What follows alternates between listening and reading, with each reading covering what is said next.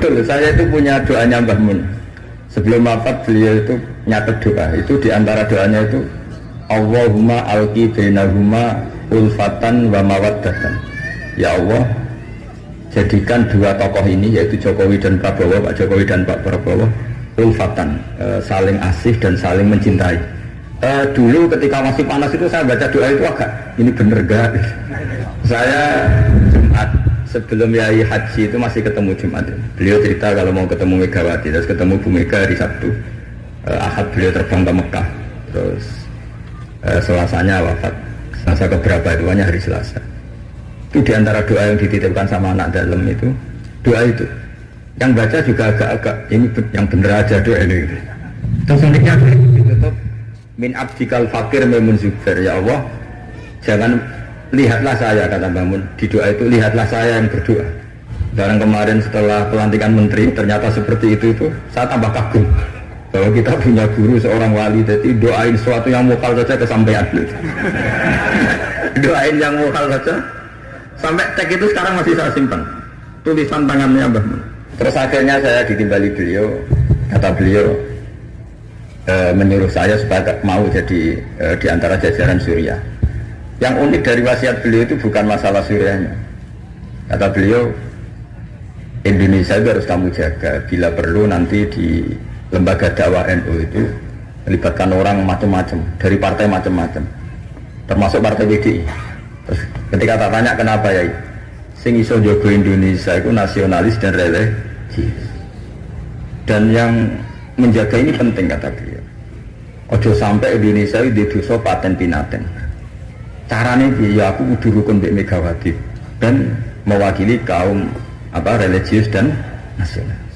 Warahmatullahi wabarakatuh. Bismillahirrahmanirrahim. Tabarakallah wal furqana ala abdihi yakuna lil alamin nadhira. Allahumma shalli wa sallim ala sayyidina Maulana Muhammadin wa ala alihi wa sahbihi asma'in. Nama ba'du. Sedanten keluarga besar Bapak Kawula, sedanten kampung mriki ingkang hadir ingkang kula hormati, semua hadirin hadirat ingkang kula hormati. Tadi kula ngisi di Mbah Mabrur niku abahnya guru saya. Niku 33 menit. Jadi kira-kira di sini pinten menit? Saya kemarin dengan Ganjar itu Gubernur Jawa Tengah itu malah 7 menit. Karena apa ya? Tak anggap iman itu kan sudah mulai kecil sampean, kok ijek mulang itu sepiye. Jadi kalau singkat itu artinya saya percaya iman sampean sudah apa? Benar. Kalau ngajinya lama, nanti kalau sampean nggak paham, diulang suwi orang paham itu. Tapi kalau sedikit, nanti 7 menit sampean nggak paham. Sing salah Gus berak mulang mau 7 menit, mulanya nggak paham. Tapi gini ya, kalau tentu punya kenangan banyak terhadap komunitas ya atau kampung sini.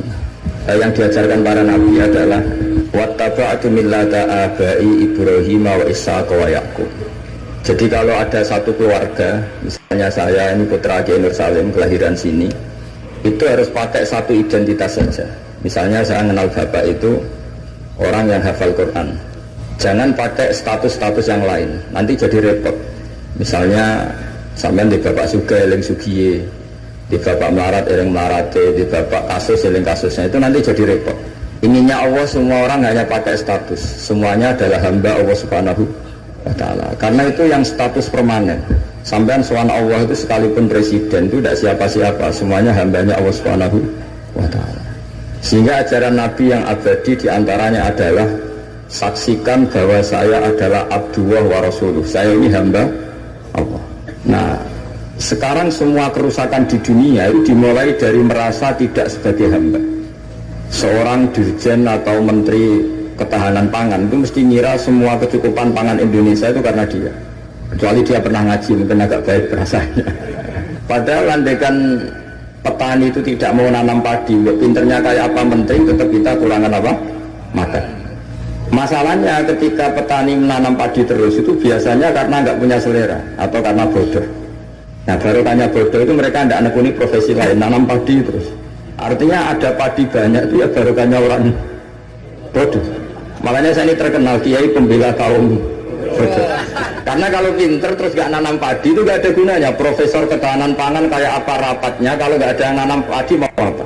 Menko Polhukam juga gitu, buat rapat untuk kestabilan tapi rasa masyarakat tidak tepo seliro, tersinggung sidik dacoan, tersinggung sidik carok. Apa gunanya kepintaran para Menko Polhukam kalau perilaku masyarakat gampang konflik? Jadi sebetulnya pengendali Indonesia itu kita semua. Maka sebetulnya yang pembantu presiden ya semuanya, yang jaga keamanan yang jenengan semua. Kalau nggak mudah konflik ya Indonesia nopo. Mungkin bedanya sampean dengan menteri keren sampean. Mereka digaji sampai sudah tidak butuh gaji. Jadi ini kelebihan yang kita harus bangga. Makanya saya kalau jadikan, saya pernah ditawarin jadi PNS Kemenak, saya nggak mau. Takut saya biasa tidak butuh gaji menjadi butuh apa? Gaji. Kan keren tidak butuh apa? Gaji. Nah ini penting saya utarakan supaya agama ini terkonsep secara permanen. Sehingga dalam tradisi ulama, agama ini tidak pernah dipasrahkan ke siapa-siapa. Karena yang ngurusi agama ini hanya Allah Subhanahu wa ta'ala. Pernah dalam satu dialek, Umar adalah orang yang sangat sukses dalam memimpin Islam, sampai menaklukkan zaman itu sudah sampai Eropa Timur, sampai Asyirkul Aqsa. Sehingga kayak apa kerinduan orang sama Sayyidina Umar radhiyallahu anhu. Singkat cerita mereka tidak kebayang kalau setelah Umar itu ada pemimpin yang sekali berumar. Sehingga Umar dipaksa dengan tanda kutip dipresur supaya bikin pengganti suksesi. Setiap Ibnu Umar anaknya jalan-jalan kemana-mana itu mesti masyarakat bilang gini, Mbok yo abah kamu itu bilang ada suksesi supaya pemimpin ini jelas tahapannya. Terus mereka bikin analogi itu kias. Kalau ada kambing 100, penggembalanya tinggal gelanggang, itu dianggap zalim, tidak ya zalim, pasti kocar kacir. Apalagi ini penggembala manusia. Kalau suatu saat Umar meninggal, itu pasti kacau.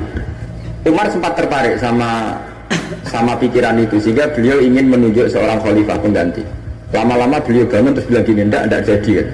Agama ini yang punya Allah, jadi nggak boleh dipikir oleh Umar. Agama ini pernah ditinggalkan orang yang lebih baik ketimbang saya, yaitu Abu Bakar, tetap jalan. Dan agama ini pernah ditinggalkan oleh Rasulullah SAW, orang terbaik di dunia, dan tetap jalan. Karena yang ngurusi Allah. Makanya sekarang tidak ada wali songo. Mungkin zaman wali songo Panjunan tidak seperti ini. Tapi sekarang dipimpin Ustadz TPG, Islamnya lebih maju ketimbang zaman dipimpin wali songo. Bukan karena ustadznya yang lebih hebat dibanding wali songo, memang agama ini diurusi oleh Allah Subhanahu wa ta'ala. Ustadz kasus ya agama jalan. Oh, itu banyak cerita-cerita di TV Ustadz apa? Kasus agamanya juga jalan. Ada kiai ditangkap KPK, agama juga jalan. Karena agama ini nggak bergantung seorang kiai, juga nggak bergantung kemenang. Agama ini yang mendesain, yang menjaga hanya Allah Subhanahu wa ta'ala. Cerita paling modern itu Uni Soviet. Uni Soviet itu negara komunis.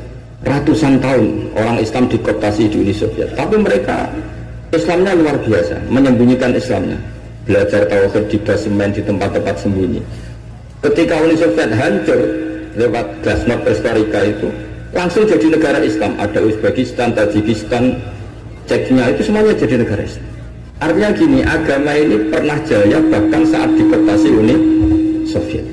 Indonesia juga pernah jaya padahal dijajah Belanda 350 tahun.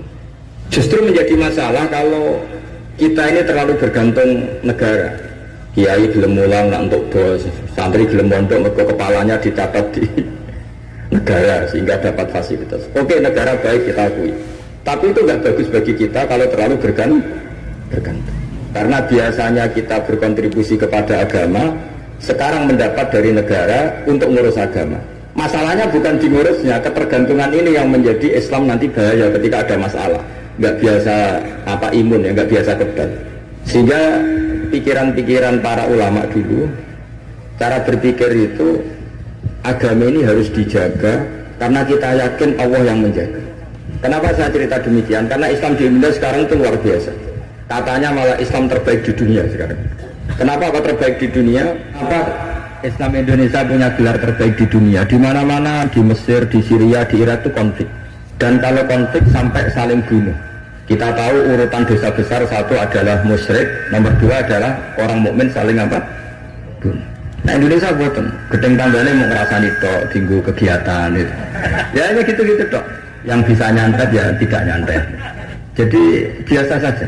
Nanti kalau bodoh ya kosong-kosong lagi, nanti tukaran lagi ya gitu. Makanya kata Mbah Mun, kamu harus bangga jadi orang Indonesia karena kita tidak mengalami dosa terbesar. Setelah syirik itu dosa terbesar adalah saling apa? Dan Indonesia itu tepol siluronya luar biasa.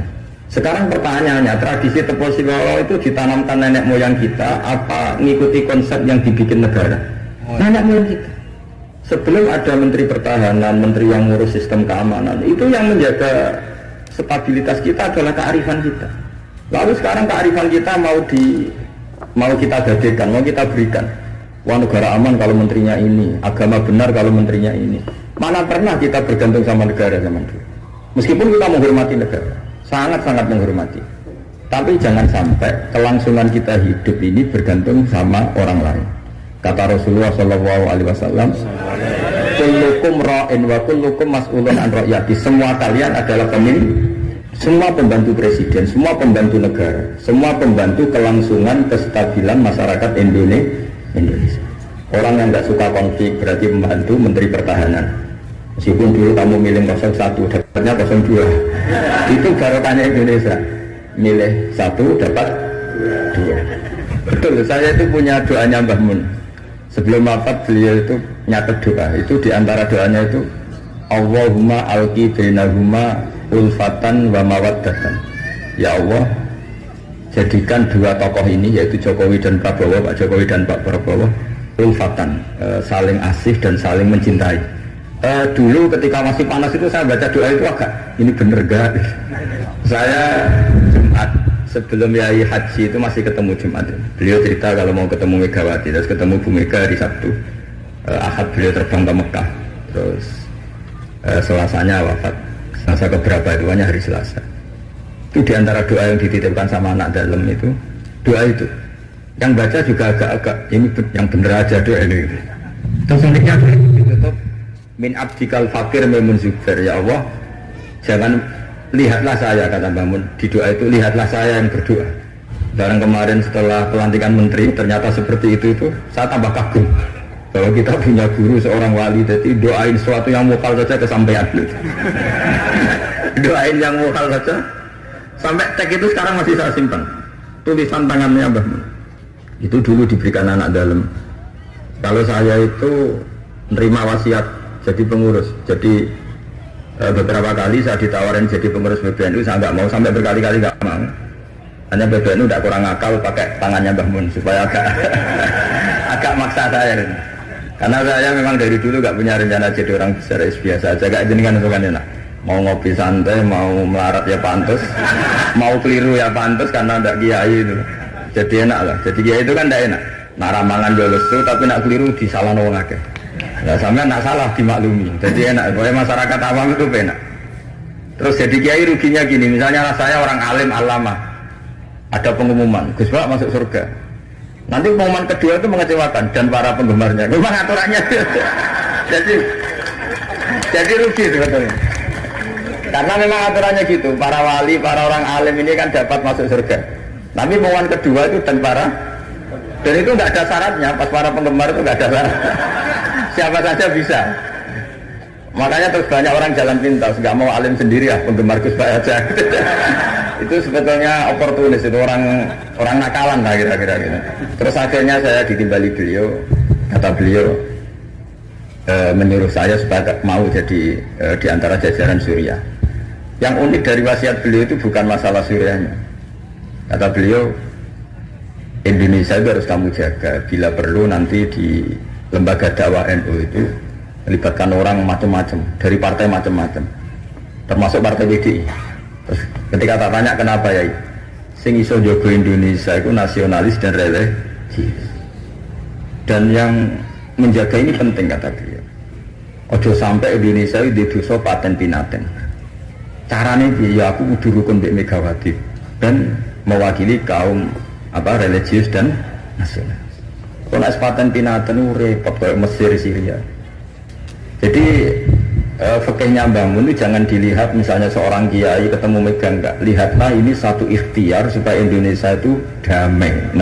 Indonesia. Saya termasuk santri yang akhirnya mencari-cari argumentasi itu.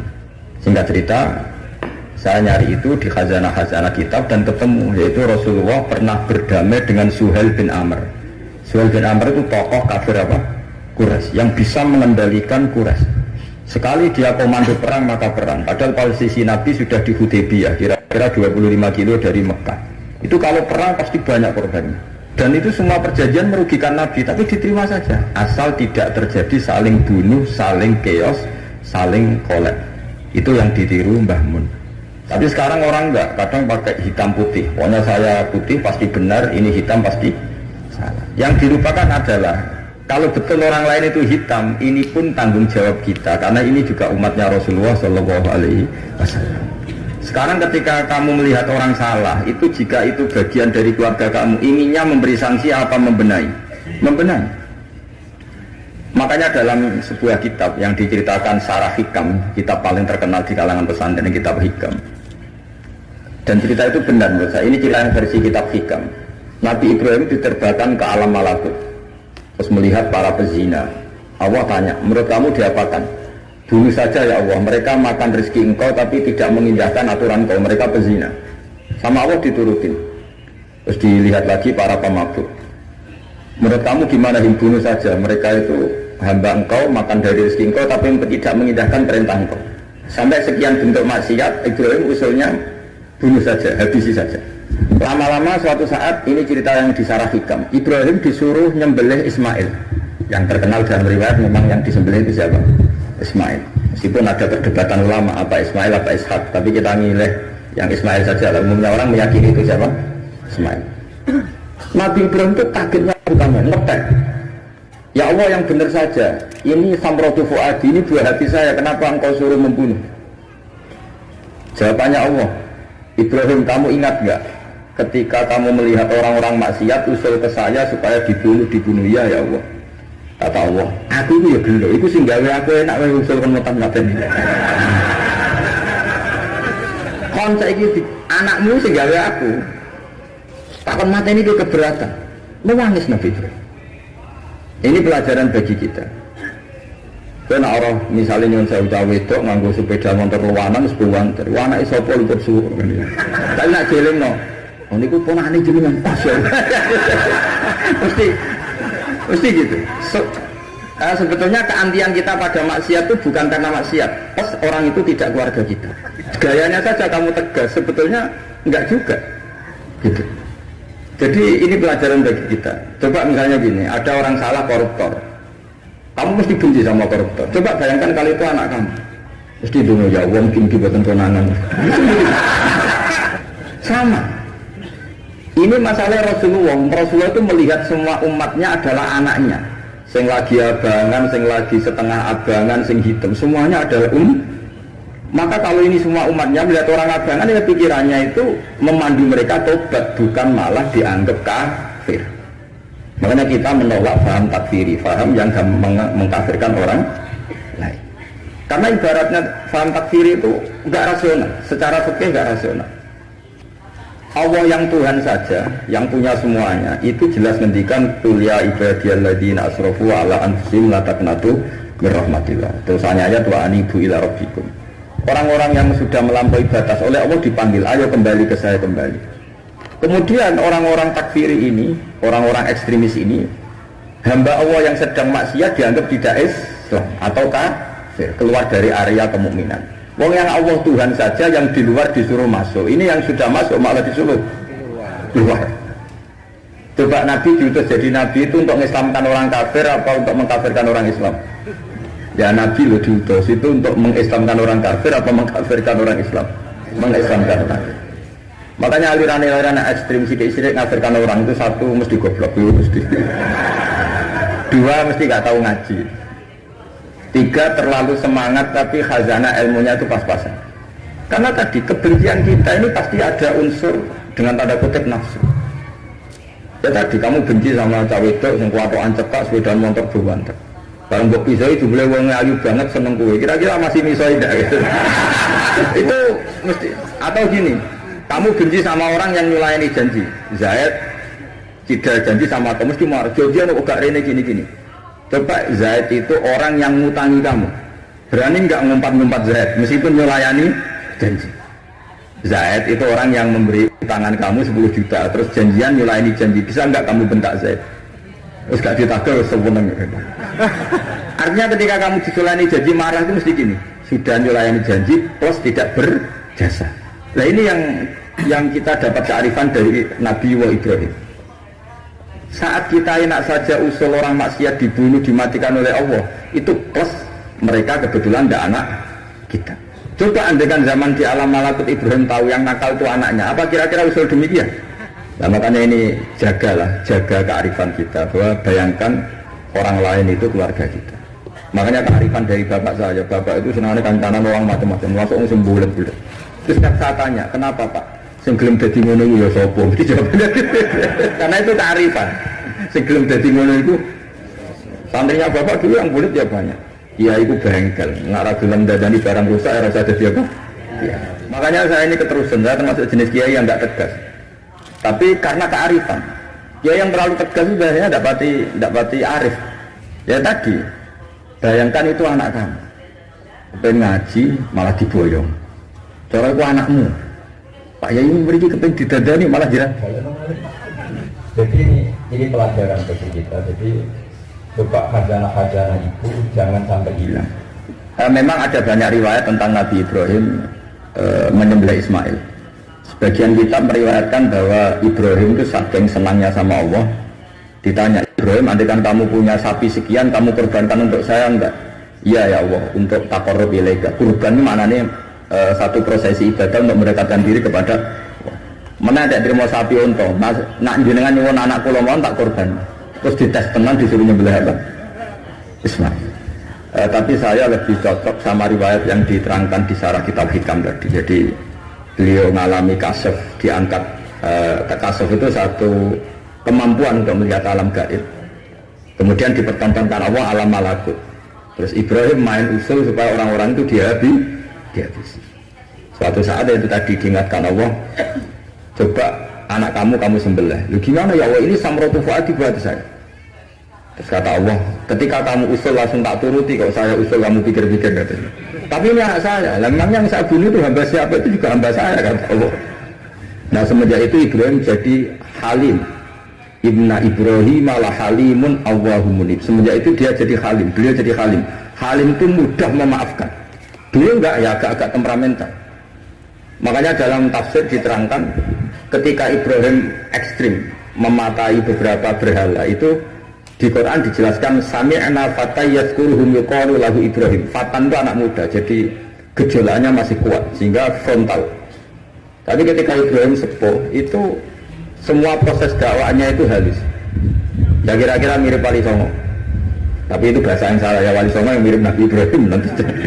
Makanya yang benar itu mazhab ahli sunnah wal jamaah. Islam Nusantara itu nama lain yang ingin ikut ahli sunnah wal. Jangan ahli sunnah wal jamaah sekarang ikut Islam Nusantara, itu kacau nanti secara. Sering saya ditanya, Gus Islam Nusantara itu kan firqah sudah 73 ditambah Islam Nusantara 74. Ya kacau kalau seperti itu ya enggak. Islam Nusantara itu ya maknanya ya karena kita punya kultur, punya budaya, dan budaya itu budaya Indonesia. Tentu misalnya orang Arab pakai jubah itu ya sunat, kita yakini sunat. Tapi orang Indonesia ya sudah cukup pakai hem, itu juga sudah sunat. Jangan kayak orang Madura, karena kalau yang jubahan kiai ke Arab Saudi, supir taksi dicium, tukang angkot dicium, karena semuanya pakai apa? Jubah. Itu guyonannya orang Madura kan. Setelah di sana jubah loh, itu pakaian nasionalnya orang Arab. Oh iya. Makanya kalau melihat film Arab itu bingung, karena yang soleh sama penjahat sama-sama macaknya seperti itu. Kalau film Indonesia kan gampang, yang preman tatonan pakai celana jeans sobek-sobek, yang kiai pakai koko, kan enak. Ini yang soleh, ini enggak. Kalau film Arab bingung loh. Makanya kalau orang abang kan lihat film Gus sing Abu Jahal di karena itu film Arab repot, film Arab itu. Dan lucunya orang-orang Arab itu meskipun fasik itu kalau sumpah ya bilang wallahi. Itu yang sering haji sering umrah kan tahu, orang Arab kalau marah siapapun ya bilang apa? Wallahi. Nah itu maksudnya Nusantara. Tentu kita tetap yakin jubah, pakai jubah itu sunat, pakai seperti itu sunat. Tapi nggak usah berlebihan, terus harus seperti itu. Karena kewajiban kita yang penting adalah satrul aurat nutupi aurat, meskipun dengan cara negara masing. Nah, negara masing-masing ini kemudian oleh kiai kadang diistilahkan apa Islam Nusantara. Sama lihat kan ulama-ulama Turki ya pakai turbus, pakai baju, yang ulama Rusia ya pakai baju khas Rusia. Ya semuanya pakai khas daerah masing-masing dan itu enggak masalah. Karena kata Allah wa ma arsalna mir rasulin illa bilisani apa? Kaum semua rasul itu punya tradisi sesuai tradisi kaumnya masing-masing. Tentu tradisi yang positif. Jadi tidak perlu diperdebatkan. Tapi tetap saya ingin berkeyakinan bahwa pakai jubah itu ya sunat, pakai hem ya sunat, pakai pakaian ala Indonesia yang santun itu juga apa? Sunat. Karena sakofah itu satu tradisi. Nah, bayangkan kalau tradisi itu terjadi di perdamaian, kayak tadi Tepo Seliro.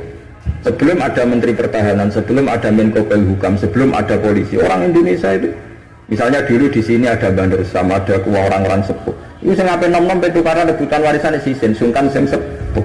Jadi tanpa ada polisi ini sudah ada kearifan yang bisa mengendalikan orang tidak rebutan warisan, tidak konflik. Sekarang enggak, ambil dulur konflik di pengadilan. Banyak enggak orang konflik harta warisan sampai ke pengadilan? Kadang. Artinya apa? Ketika ada lembaga peradilan justru kita kehilangan kearifan. Makanya ngaji di sini saya mau minta sekali tradisi-tradisi kearifan kita hidupkan lagi. Ini yang terakhir saya cerita sujud. Terus orang terlatih tanggung jawab sendiri. Rasulullah itu betul bisa nyafaati. Itu semua ulama ijma Rasulullah bisa mensyafaati. Tapi ketika anak dalam, kalau mungkin bahasa sekarang itu pembantu, anak dalam lah kalau dalam bahasa pesantren, itu ditanya, engkau mau nikah, engkau mau boyong, kamu minta saya apa? Ya Rasulullah saya kasih waktu 3 hari untuk menentukan saya minta apa. Setelah 3 hari, anak itu ketemu Rasulullah, as'aluka murafaqataka fil jannah, saya minta supaya jadi temanmu di surga. Nabi tanyanya unik, kamu diwarai orang apa karena kamu sendiri? Jadi kalau orang pintar dadakan itu bikin orang curiga. Kamu pintar sendiri ya diwarai orang? Enggak ya Rasulullah. Setelah saya angen-angen semua dunia ini zailah, bakal hilang. Kemewahan dunia, kenikmatan dunia pasti hilang. Yang enggak hilang adalah kenikmatan di akhir. Nah, maka saya minta satu saja. As'aluka murafaqataka fil jannah. Saya minta menjadi teman kau di surga. Apa jawabannya Nabi? Itu saja, tidak yang lain? Iya ya Rasulullah. Jawabannya Nabi itu nih. Fa'inni ala nafsika bikasrati sujud. Saya masih ingat ayatnya. Fa'inni ala nafsika bikasrati sujud. Saya minta tolong, bantulah saya. Kamu harus memperbanyak sujud. Jadi makanya semua kiai, semua habaib, semua orang alim, siapapun yang ingin mendapat syafaat Rasulullah SAW, tentu onok modalnya. Mungkin yang kaya, yang sedekah, yang miskin sabar, yang ya pokoknya ada amalnya. Nggak boleh gratisan. Nang dunia oleh gratis, swarga loh gratis. Jadi Nabi jelas menjawab, fa'inni ala nafsika bikasratis sujud. Maka bantulah saya, kamu sendiri harus memperbanyak sujud. Kemudian ahli fikih itu mengkaji sujud itu apa? Menurut cara yang disepakati ulama yang mesti benernya adalah diletakkan al-yaden 2 tangan berarti berapa? 3, ar-rukbaten 5, al-qadamen 7. Makanya ini yang disepakati ulama. Tapi banyak juga ulama yang mengesahkan sujud cukup pakai jabah. Jadi kalau ada orang bisa sujud kalau agak ngongkrong, yang penting badu'e itu memplek, itu ada juga ulama yang bilang yang penting jangan dilakukan imam musola, nanti dianggap ya masa imam musola kalau sujudnya seperti itu. Jadi prosedurnya seperti itu. Jadi tetap Nabi itu inginnya umat ini memberi kontribusi. Jadi Nabi tidak langsung bilang iya saya syafaatin, tidak, tapi Nabi ngendikan fa'inni ala nafsika bikasratis sujud, maka bantulah saya dengan memperbanyak sujud. Ya, Assalamualaikum warahmatullahi wabarakatuh. Ya itulah tadi teman-teman semua, sedulur-sedulur semua, tentang reaction ngaji kita bersama dengan Kiai Haji Baudin Nur Salim atau Gus Baha mengenai tradisi kearifan dari para waliullah dalam berbangsa, bernegara, dan beragama di Indonesia. Beberapa catatan yang merupakan rangkuman dari kajian kita bersama dengan Gus Baha kali ini, diantaranya yaitu yang pertama, Gus Baha biasanya jika ngaji di tempat umum atau di forum umum, itu waktunya hanya sebentar, tidak seperti ngaji secara langsung bersama dengan para santrinya. Itu karena ternyata ada alasannya, yaitu nanti jika ditanya malaikat kok jamaahnya itu kok tidak mudeng, itu maka jamaahnya itu bisa beralasan bahwasanya itu salahnya Gus Baha karena ngajinya hanya sebentar. Nah, kalaupun nggak mudeng ya pantas atau ya gampang dimaklumi gitu. Tapi kalau panjang lama kok nggak paham-paham, nah itu kebangetan katanya Gus Bah ya. Kemudian statuskan kepada seseorang itu satu identitas saja. Satu identitas itu yang paling penting adalah yang permanen, yaitu status sebagai Abdullah atau hamba Allah. Status yang jelas dan pasti untuk seluruh umat manusia. Kemudian barokah orang bodoh sehingga tidak hanya melakukan rapat atau diskusi saja, mereka langsung melakukan hal yang nyata. Petani padi misalnya yang tidak sekolah, bukan bodoh dalam artian negatif, tapi ya karena fokus mereka itu lebih ke tindakan nyatanya dalam misalkan kalau bertani ya bertani tersebut, nggak hanya rapat-rapat saja gitu. Nggak seperti Menteri Pertanian kan, itu karena orang pintar ya harus mengurus dengan rapat. Tapi kalau misalnya nggak ada petani yang secara langsung yang dianggap bodoh karena tidak sekolah itu, ya nanti pertanian ya akan prestasinya juga akan menurun gitu kan, dan itu berbahaya juga untuk masyarakat. Nah ternyata itulah manfaatnya gitu, manfaat atau barokah orang bodoh itu lebih baik daripada hanya berstatus sebagai pemikir atau tukang rapat saja. Jadi petani yang langsung nanam padi itu lebih baik daripada Menteri Pertanian bahkan, karena ya langsung melakukan tindakan nyata gitu. Ya secara artian sih padahal ya berbagi tugas itu kan sesuai porsi, tapi ya kalau nggak ada petani yang langsung nanam padi ya nggak ada prestasi Menteri Pertanian juga kan akhirnya. Nah itulah, itu barokah dari orang bodoh, orang yang dianggap bodoh. Kemudian Islam itu agama yang diurusi oleh Allah, sehingga siapapun yang mengurusnya, agama tetap akan jalan, karena Allah lah yang akan menjaganya. Islam tetap jalan sekarang, itu padahal sudah bukan diurus lagi oleh Wali Songo dan seterusnya. Ya kalau di Indonesia kan terkenal penyebar Islam di Indonesia itu Wali Songo, tapi sekarang nggak ada Wali Songo pun tetap bisa jalan, bahkan lebih baik. Itu bukan karena berarti kita lebih baik daripada Wali Songo, tetapi memang agama ini diurus oleh Allah secara langsung. Bahkan sampai akhirnya itu kita bisa melihat atau bisa berpikir agama Islam ini tetap jalan dan lebih baik, padahal sudah tidak ada Rasulullah yang mengurusnya secara langsung. Yaitu tadi karena agama Islam ini diurus langsung oleh Allah.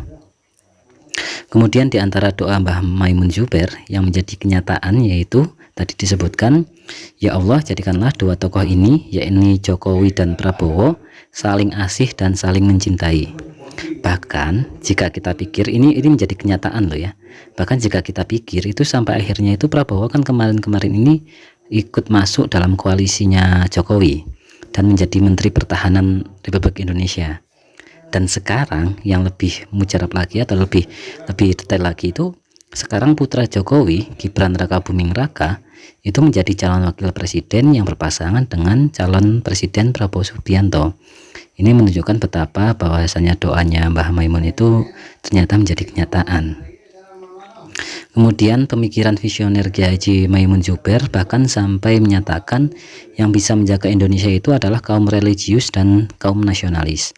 Sehingga seorang kiai seperti Mbah Maimun Zubair itu rela dan bersedia langsung untuk berkoalisi dengan Megawati Soekarno Putri sebagai pemimpin kaum nasionalis. Mbah Mun juga menyarankan agar PPNU nantinya bisa diisi atau mengakomodir semua partai politik di Indonesia termasuk PDI Perjuangan. Nah ternyata sekarang ini menjadi kenyataan, yakni Gus Saifullah Yusuf itu kan menjadi sekjen PPNU. Beliau walaupun Gus itu adalah kader dari PDI Perjuangan. Nah itu ternyata lebih visioner ya Mbah Maimun Zubair ya. Kemudian keantian kita pada maksiat itu kadang tidak karena kita tegas dalam menegakkan agama, tetapi juga karena tidak ada kepentingan yang berkaitan dengan kita. Nah berdasarkan kisah Nabi Ibrahim yang tadi disampaikan oleh Gus Bah, akhirnya kita bisa mendapatkan kesimpulan bahwasannya saat kita dengan enak saja usul agar orang maksiat itu dimusnahkan oleh Allah, itu karena plus ada tanda kutipnya, dia itu yang berbuat maksiat itu bukan keluarga dari kita, atau bukan anak kita, atau bukan istri kita, atau yang lainnya yang bukan keluarga kita. Makanya sebenarnya itu kita janganlah suka untuk menghukumi orang lain seenaknya sendiri. Jagalah kearifan, anggaplah orang lain itu adalah keluarga kita. Sebagaimana Rasulullah menganggap semua umatnya adalah anak-anak beliau, sehingga Rasulullah selalu mendoakan, mensyafaati dan memohonkan ampunan Allah untuk kita semua. Kemudian yang terakhir adalah tepos liro atau kearifan tradisi dalam diri masyarakat itu harus dihidupkan terus-menerus, karena ini akan membantu negara kita bisa berlangsung dengan baik dan benar secara tujuan Islami. Lalu munculkanlah tradisi kontribusi dalam hidup kita, mental memberi atau mental membantu, untuk ya itu sebagai ikhtiar kita dalam menggapai ridho Allah dan mendapatkan syafaat Rasulullah. Ya biar nggak ketok gratisan semua gitu kan, kita harus ada usahanya, yaitu ikhtiarnya ya menjaga tepos liro tadi, menjaga tradisi kearifan dalam diri masyarakat, dan juga mental untuk berkontribusi ataupun mental untuk membantu. Jadi itu ya teman-teman yang bisa kita catatkan untuk rangkuman ngaji kita kali ini. Semoga bisa menjadikan kita sebagai penerima ilmu yang bermanfaat dunia akhirat. Semoga menjadi amal ibadah Gus Baha yang berkah dan berkahi untuk kita semua. Terima kasih sekali lagi. Wassalamualaikum warahmatullahi wabarakatuh.